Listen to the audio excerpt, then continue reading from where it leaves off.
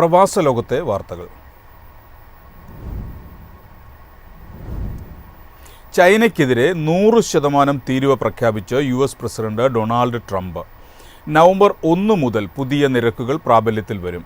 ആശങ്കയോടെ വ്യവസായ ലോകം. ചൈനയ്ക്കെതിരായ പുതിയ വ്യാപാര നടപടികൾ പ്രഖ്യാപിച്ച് US president Donald Trump November 1 മുതൽ എല്ലാ ചൈനീസ് ഇറക്കുമതികൾക്കും 100% അധിക തീരുവ പ്രഖ്യാപിച്ചു. US നിർമ്മിത നിർണായക സോഫ്റ്റ്വെയറുകൾക്ക് കർശനമായ കയറ്റുമതി നിയന്ത്രണങ്ങൾ ഏർപ്പെടുത്തുമെന്നും ട്രംപ് വ്യക്തമാക്കി. ചൈനീസ് ഉൽപ്പന്നങ്ങൾക്ക് നിലവിൽ 30% പ്രതികാര തീരുവയുമുണ്ട്. ചൈനയുടെ മറുപടി തീരുവ നിലവിൽ 10% മാത്രമാണ്. ഈ വർഷം ആദ്യമാണ് ചൈനീസ് ഉൽപ്പന്നങ്ങൾക്ക് US താരിഫ് വർദ്ധിപ്പിച്ചത്.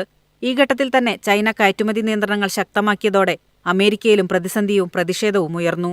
കാറുകൾ, സ്മാർട്ട് ഫോണുകൾ, മറ്റു പല ഉൽപ്പന്നങ്ങൾക്കും ഉപയോഗിക്കുന്ന അപൂർവ ലോഹങ്ങളുടെയും മറ്റു ചില പ്രധാന വസ്തുക്കളുടെയും ഉൽപ്പാദനത്തിൽ ലോകത്ത് ചൈനയ്ക്കാണ് ആധിപത്യം. ഇതിനെ ആശ്രയിക്കുന്ന US കമ്പനികൾ ഇതോടെ വലിയ പ്രതിഷേധത്തിലായി. പുതിയ പ്രഖ്യാപനം നടപ്പിലാക്കിയാൽ നിലവിലുള്ള താരിഫുകളുടെ സമ്മർദ്ദം നേരിടുന്ന ഉപഭോക്തൃ വസ്തുക്കളായ ഇലക്ട്രോണിക്സ് മുതൽ ഇലക്ട്രിക് വാഹനങ്ങൾ വരെയുള്ള ഉൽപ്പാദന മേഖലകളെ ബാധിക്കുമെന്ന് വിശകലന വിദഗ്ധർ പറയുന്നു. News desk MyFin TV. US-ലെ ഗവൺമെന്റ് ജീവനക്കാരെ കൂട്ടത്തോടെ പിരിച്ചുവിടുന്നു. 4000-ലധികം ജീവനക്കാർക്ക് ജോലി നഷ്ടപ്പെടും.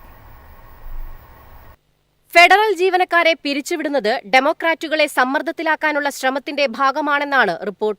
ഫെഡറൽ ജീവനക്കാരുടെ എണ്ണം കുറയ്ക്കുക എന്നത് പ്രസിഡന്റ് ഡൊണാൾഡ് ട്രംപിന്റെ ദീർഘകാല ലക്ഷ്യമായിരുന്നു.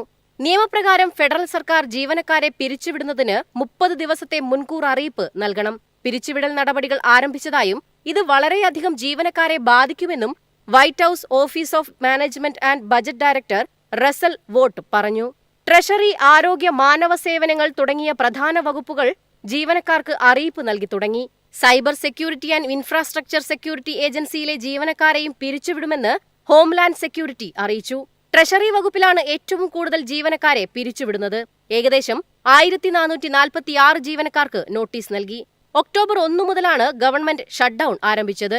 ഏകദേശം 7,50,000 പേരെ ഷട്ട്ഡൌൺ ബാധിക്കുന്നുണ്ട്. News desk MyFin TV.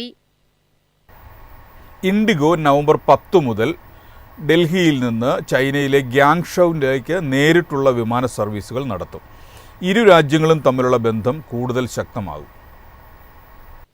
വ്യാപാര ബന്ധം, അതിർത്തി സ്ഥിരത, ചൈനയുമായുള്ള ഇന്ത്യയുടെ വർദ്ധിച്ചുവരുന്ന വ്യാപാര കമ്മി എന്നിവയിൽ ശ്രദ്ധ കേന്ദ്രീകരിച്ച് പ്രധാനമന്ത്രി മോദിയും പ്രസിഡന്റ് ഷി ജിൻപിങ്ങും തമ്മിലുള്ള സമീപകാല നയതന്ത്ര ചർച്ചകളെ തുടർന്നാണ് ഈ നീക്കം. എയർലൈന്റെ എയർബസ് A320 വിമാനം ഉപയോഗിച്ചാണ് സർവീസ് നടത്തുക.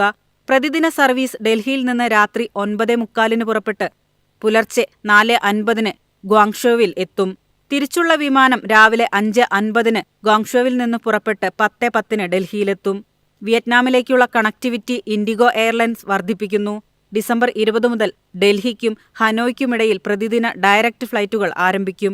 ഡൽഹി ഹനോയ് വിമാനം രാവിലെ 7:25 പുറപ്പെട്ട് ഉച്ചയ്ക്ക് 1 ഹനോയിലെത്തും.